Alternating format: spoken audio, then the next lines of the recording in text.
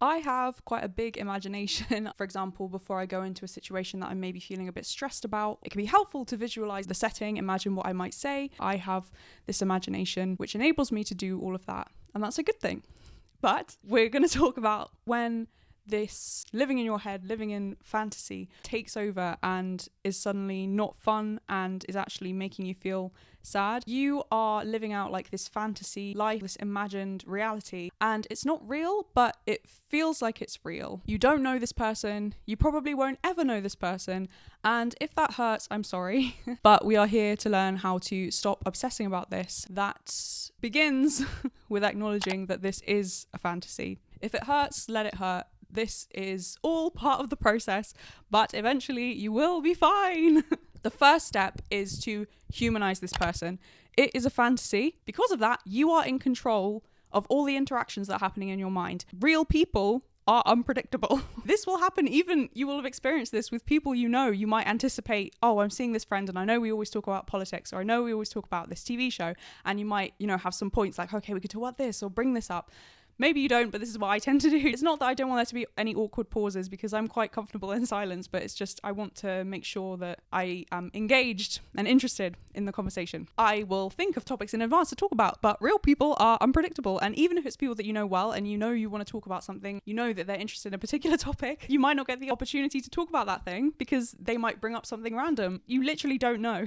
So when it's something that you're just imagining, you are in control both of what you are saying, but also what the other person is saying, because it's all in your head. None of it is real. To get past that, we need to humanize this person. So even if you did meet this person in real life, and what are the odds of that even happening, depending on like what city they live in? There's 9 million people in London, 8.4 million in New York, 3.8 in LA, 3 million in Toronto, 5.3 million Sydney, 2 million in Paris, and 3.6 million in Berlin. Wherever this person lives, what are the chances, if we're going to get real about this and take it away from the fantasy and start trying to humanize this person, even if you were to meet this person, what are the chances that you would become friends with them? I think the odds are quite low. I'm not saying any of this to be harsh, but again, it's to remind you that it's a fantasy. And I know that part of the element of this is that you know that you're not ever going to meet this person, but it's when you start listening to like an interview or like a podcast that this person is on, and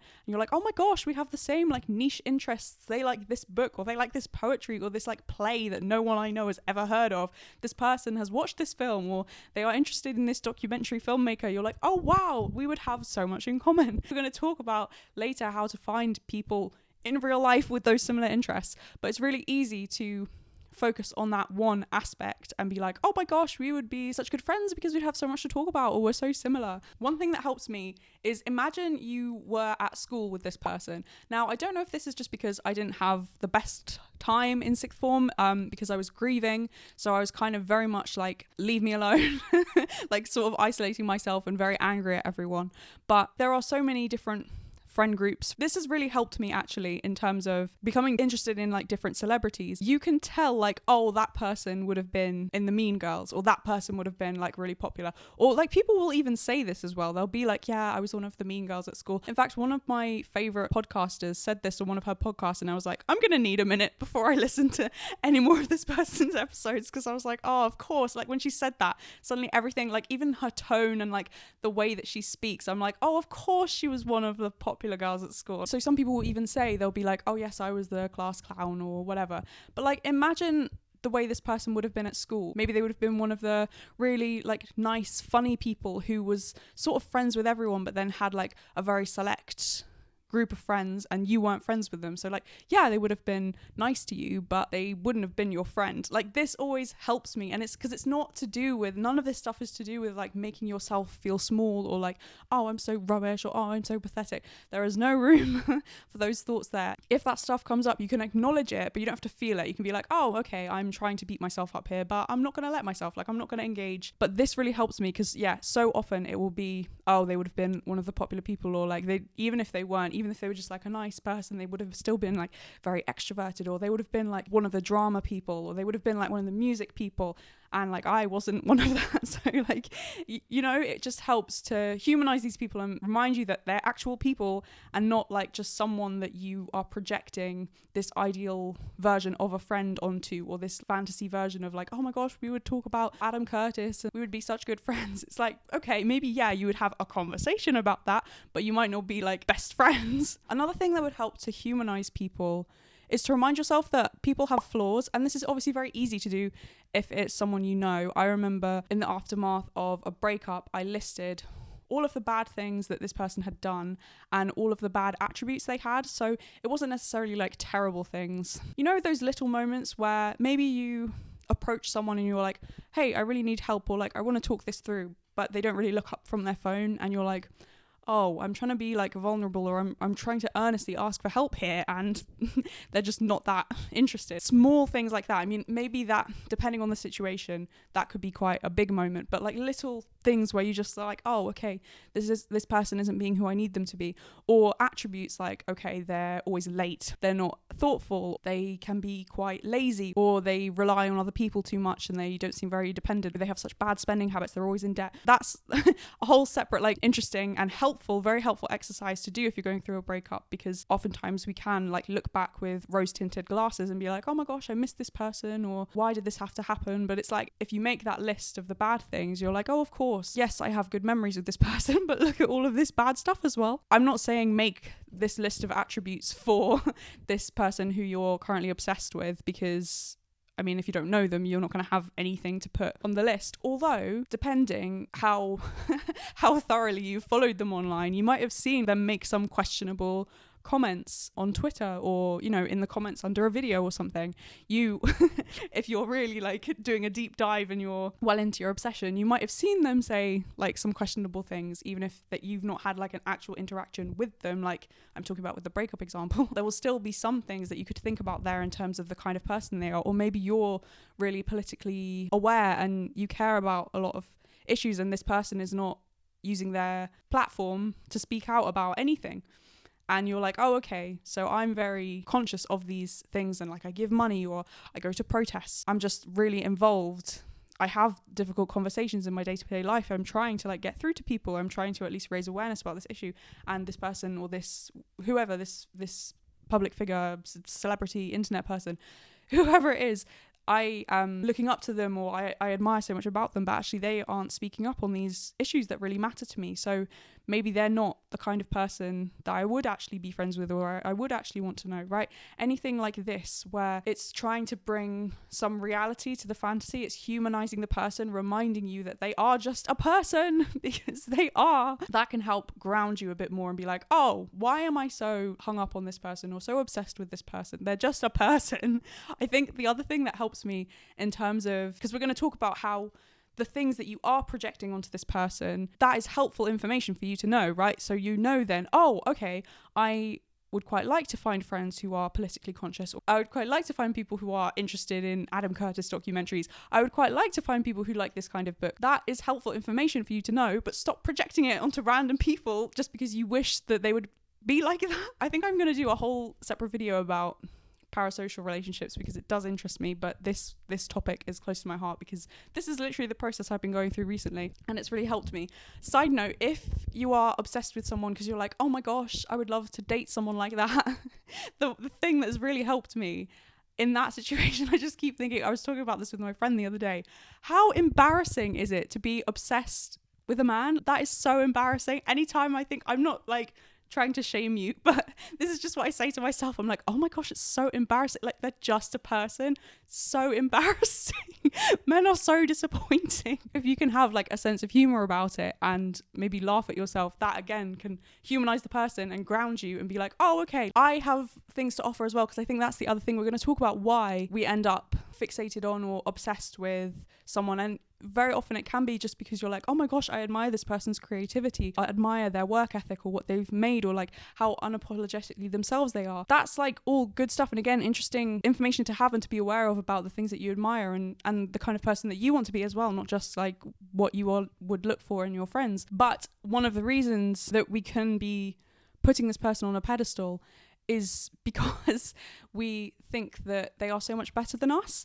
And again, about humanizing people, they probably are only showing their best work online. If we're talking about creatively someone that you admire, for every song that someone publishes, let's say you have got really into a particular band or a particular musician, for every song they've published, how many other songs are like on the cutting room floor? They're not ever going to see the light of day. They're just part of the process, but you're only seeing the finished product. So why are you comparing your creativity or what you make with what anyone else is doing?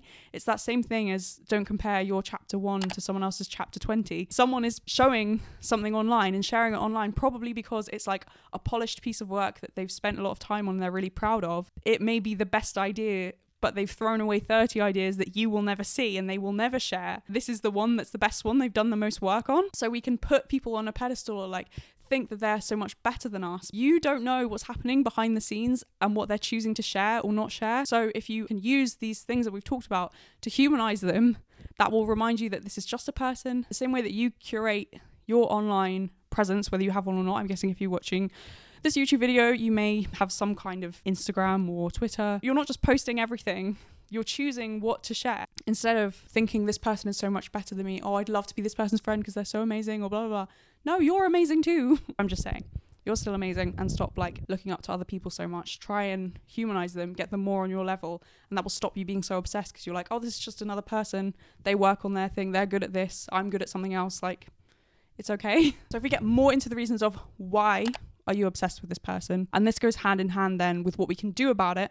So humanizing them, I started with that because that I think is like the most helpful thing and has definitely helped me. Maybe you are looking for connection and you're wishing that you had friends who you could talk about this niche series with, and your friends don't care, and you're like, oh my gosh, I've seen this internet person talking about how they love this series and no one else I know loves this series. And like, that's cool. There will be other people who you can find who like this series. Maybe you don't trust people, or you find it really difficult to be vulnerable with people, and so it's easier to have like a fantasy friendship almost, or to just live in your imagined reality and like play out a conversation with someone that way, because as we said, then you're in control of what they say. Maybe you have difficulty being really honest with people, or like letting people see the real you, and again, it's far easier to do that when it's a conversation that's just happening in your mind. Maybe you feel like you don't fit in, or maybe you feel isolated, maybe you feel awkward or socially anxious, and you know, if you're thinking about a conversation in your head and you're controlling the way the other person is reacting and what the other person is saying, it's very easy for you to be quick-witted or for you to be accepted. Can you see that these could be some of the reasons why we can tend to have this maladaptive daydreaming and become obsessed with people, or like think that, oh, if only I could be friends with this person, like they would get me. But the same way that they're just a person, like we need to humanize them, you're still you, for better or worse. What's the saying? The saying is, wherever you go, there you are. If you're finding things difficult now, in terms of maybe your friendships have shifted, or you're dealing with a lot of stuff and you don't really know how to process it and you don't know how to talk about it with your friends, that stuff would still be there if you were trying to be friends with this person, even if you think like, oh, we have so much in common, or like they're so like me, oh my gosh, we would get on so well. You would still be you. Wherever you go, there you are. That's again why it's a fantasy. Like, you're in your fantasy, you're probably not thinking about all of the baggage that you would be bringing to that conversation.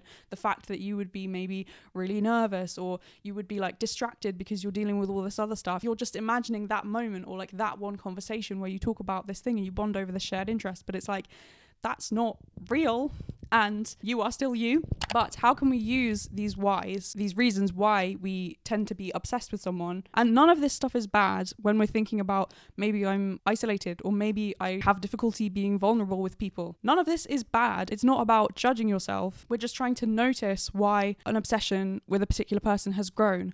Maybe you have been consuming more content than you have been creating, or not even content, because maybe you don't make content, but maybe you paint, or maybe you like going for walks, or maybe you like making collages. And if you're just obsessed with this thing, that's probably taken over your life and a lot of your free time. You need to look at why? So are you feeling uninspired? Like, I know then everything can go back because it's like, well, maybe I'm feeling uninspired because this bad thing has happened, or I'm dealing with grief, or I'm dealing with this pain, or dealing with the reality that something has changed and it's never going to come back or whatever. So then I'm not feeling inspired, but then the reason is because of this, and it's like a chain of events. You can't necessarily just be like, oh, okay, it's fixed now. But that's what I'm trying to say, where it's a process and you just have to give yourself time, but it's about noticing patterns and becoming aware of what's happening. And you can be like, oh, the reason that I started down this obsessive path is because I'm unhappy for this reason, or because I'm feeling isolated because I don't trust this person. Now that we've started to notice why we're developing these obsessions with people, what can we do about it? Well,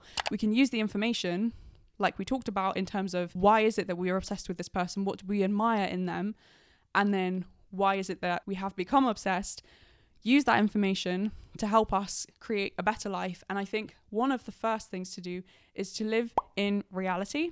And you're like, well, of course, we all like exist physically in reality. But if you've been living in a fantasy, obsessing over this person, you've probably been living in your mind quite a bit. So it's time to reconnect to the physical world. So like, go for a walk, go outside, go and make yourself a nice meal, like do some meal prep, do some yoga, do some stretching, like reconnect to your body, go for a run, have a bath, decide you're going to do some writing, like do some journaling, tidy your room. I'm not saying you have to like turn off all digital things, like no Netflix, no YouTube, no music, nothing. If you feel like that would be beneficial, absolutely try that. Like, why not for an afternoon or for a day or for a weekend? Be like, okay, I'm just going to shut down my computer and I'm going to spend time outside, like going to go for a nice walk, like a really long walk, maybe take a picnic or whatever. Absolutely do that. But I'm not saying it has to be like an extreme like digital detox. You will know what's right for you, or you will know if that idea appeals to you, or you're like, maybe I should try that. Then yeah, maybe that could be something that you could do. And one of the key things as well is then to reconnect with real people. So if one of the reasons why you keep obsessing over people and replaying conversations in your head, which are never going to happen in real life, is because you don't have any close friends who share your interests, the obvious solution to that is to find friends who share your interests. Now, it might be obvious and it might be simple, but that doesn't mean it's easy. Lots of things, the answer is simple, but it's not easy, or the process seems simple, but that doesn't mean it's easy. But at least you can try and start taking action on this. It doesn't have to be all or nothing. You don't have to push yourself to do something that really scares you. I know it's not perfect, but like to try and find a Discord server, like people online who have similar interests. If you've realized that that's something that was really important to you, to find people who have the same political values or have the same like views on social issues, if that's important, you need to seek out those people, and they're not hard to find. You will find them if you go on Twitter or go on Discord or Reddit, anywhere. Like, just start asking people and being proactive. But that is not necessarily living in the real world like we just talked about. But in terms of finding people, it doesn't have to be in that sense a perfect solution. But I think along the lines of both living in the real world and connecting with people, connect with the people in your community. So like, if you always go walking at the same time every day and you notice the same person walking their dog, or every so often, you know, you just round your neighborhood, you see the same person walking their dog, be like, oh my gosh, your dog is so sweet, like stop and just have a conversation with people. Again, it doesn't have to be all or nothing. Just be present, and then be brave enough to just be like, hi, right? Or like, I notice the same people dog walking at same times, because right, people like routine. People are working, they're going to be walking their dogs in the morning before work. And so you get to know these people over time. Nothing is instant, it's all a process. But in that moment, I'm not thinking like, oh, I wish I could have this person be my friend. I'm just there in the moment, talking to the person in front of me and connecting with that person. Call a family member, or stay longer in a conversation with a friend that you pass on the street, or a family member that you're visiting. Stay longer with them than you would. Like, don't rush. Remind yourself that there are people who care about you as you are now, and you don't have to just be living in your head. Like, there are people who are waiting for you to be open and honest, even if you don't feel like you can be. There are people who want to connect with you.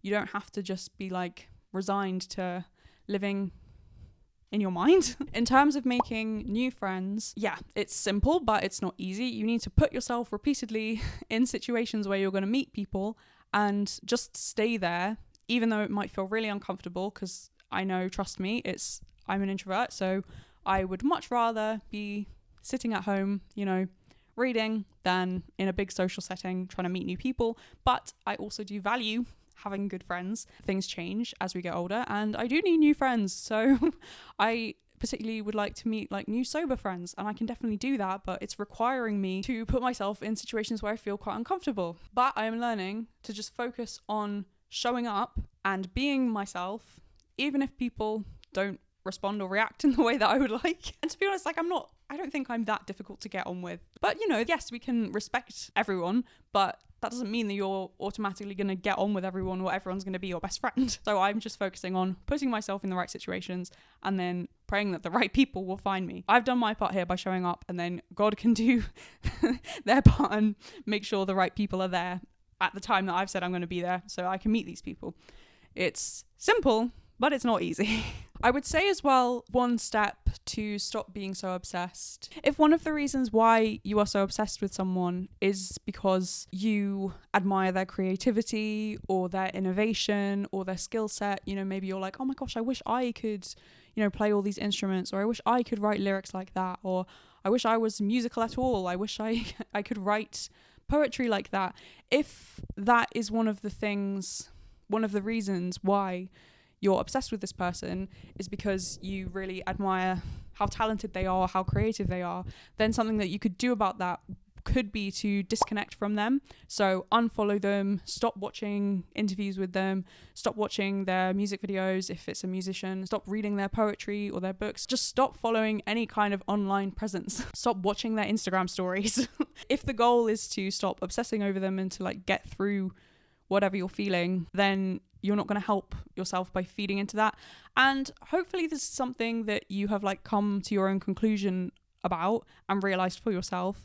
I'm not saying that you have to necessarily delete Instagram off your phone, but like it could be helpful, and even just as like a fun experiment to see how you get on with it or what you think about that. Why not try? And yes, you could do a digital detox and be like, I'm not watching anything, I'm not listening to anything, just going to reconnect with myself for a while, or like reconnect with my friends, with my family, spend lots of time outside. Great. But otherwise, just listen to something else, right? Like listen to some other music that you like.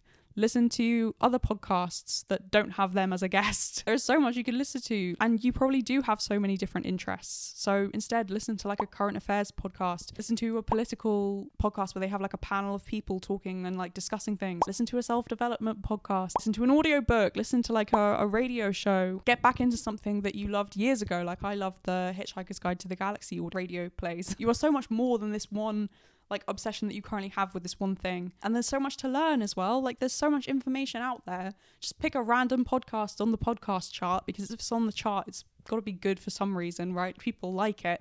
Be like, I have never listened to a politics podcast, but I'm going to give this one a go, right? And that's also a way to get over this person, is to not only not engage with any of their media, but also to like engage in something completely new, not with a look to like creating a new obsession and being like, oh my gosh, now I'm obsessed with this person who's like a brilliant researcher or who's like a brilliant journalist. Like the goal is not to replace one thing with another and just end up like stacking up obsessions, because I'm guessing the reason why you're watching this is because you're struggling to deal with a specific thing and you don't want to feel this way anymore. So just replacing it with something else is not going to be helpful. Just to realize that there is so much more that you could care about, and there is so much more you can learn. I think that way a lot about books, in terms of like there are so many books that I could read.